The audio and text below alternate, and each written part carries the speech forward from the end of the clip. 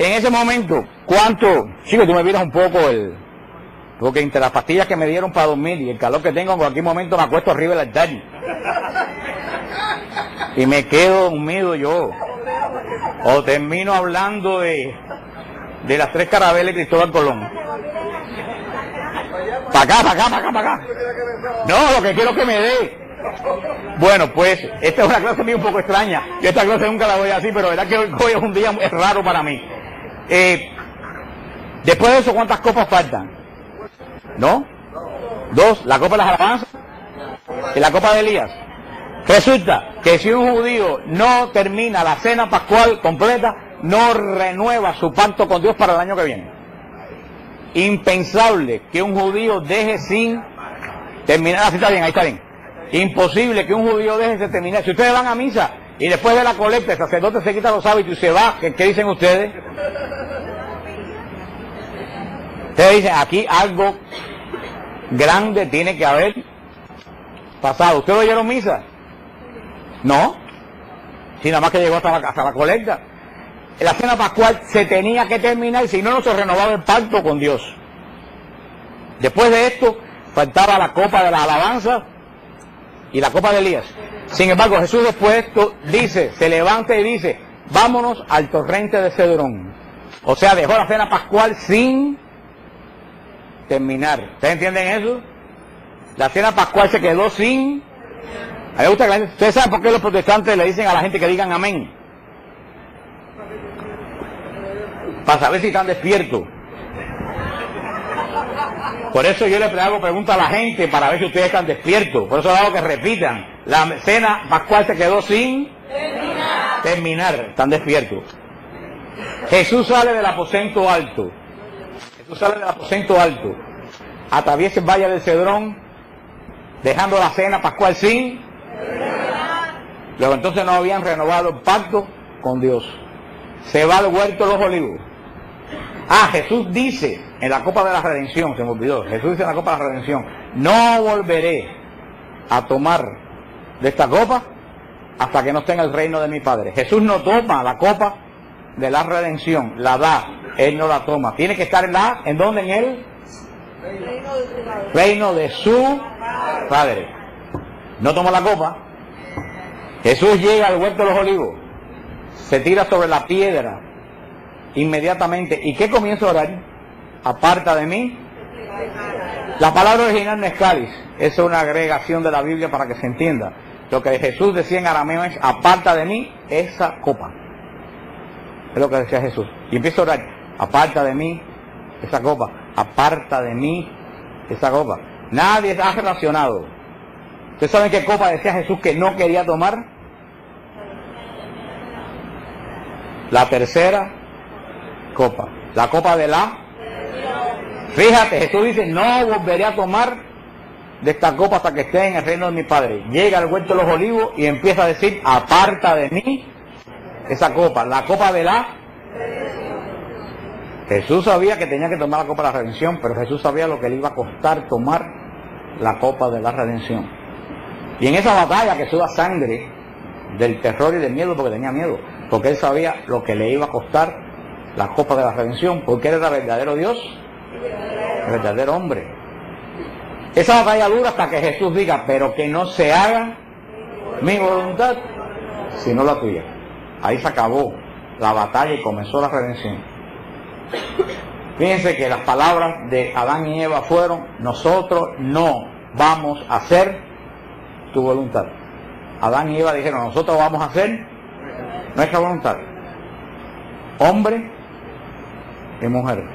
Jesús dice, no se haga mi voluntad sino la tuya. Nuevo Adán. Pero hubo alguien antes que dijo que no se haga mi voluntad sino la tuya. ¿Quién? María. La nueva era, la nueva Eva. María es la imagen de la nueva Eva, la que no hace su voluntad, sino la voluntad de Dios. Jesús es el nuevo Adán, el que no hace su voluntad, sino la voluntad de Dios. Es la nueva creación, el hombre nuevo en Jesús y en María, que reemplazan al viejo Adán y a la vieja Eva. Ahí comienza, después que Jesús dice, que se haga mi voluntad, no la tuya, que ya se quita, porque fíjate hermano, yo estaba viendo el otro día en un libro que dice que el sufrimiento en la vida surge cuando tú opones tu voluntad a la voluntad de Dios. Dice que nosotros sufrimos porque yo quiero hacer lo contrario que lo que Dios quiere. Que cuando tú te dejas llevar por la voluntad de Dios, tú dejas de sufrir. Estés en la situación que estés. Jesús estaba sufriendo porque estaba queriendo ir en contra de la voluntad de ¿quién? De su Padre. Cuando Jesús dijo que se haga lo que tú quieras, Jesús dejó de sufrir. Jesús sufrió más en el huerto de los olivos que en la cruz. Porque cuando tú te dejas ir en la voluntad de Dios, el sufrimiento se supera. Porque tu voluntad se une a la voluntad de Dios. Ahora, ¿qué es lo que el hombre dijo y el demonio quiere? Que tú hagas tú. Es lo que hizo Adán y lo que hizo sufrir a Adán y a los descendientes de Adán y a los descendientes de Eva. A partir de ahí que Jesús dice que se haga tu voluntad, Jesús se pone de pie, levanta a los apóstoles y dice, levántense, que mi hora ha llegado. Cualquiera podía pensar que era la resurrección. ¿Y qué fue lo que llegó? La cruz, el sufrimiento. Aquí pasamos a la segunda parte de la misa, que es mucho más corta que esta. Una sola brevemente cosa que le quiero decir. Nuestra misa, nuestra Eucaristía tiene una parte que es profundamente cena pascual hebrea. ¿Cuál es la parte de la Eucaristía que es cena pascual hebrea? La parte que va entre el comienzo de la misa y el ofertorio. Si ustedes ven, entre el comienzo de la misa y el ofertorio, es pura cena pascual. Se prenden las velas, se lee. ¿Quién lo lee? ¿Cómo se le dice al sacerdote? ¿Cuál es el título de sacerdote? Presbítero. ¿Qué cosa quiere decir presbítero en griego? Anciano. El más importante, el más anciano, lee la palabra de Dios y la explica. Después nosotros presentamos pan y vino, el sacerdote presenta el pan y el vino con las mismas palabras de la cena pascual y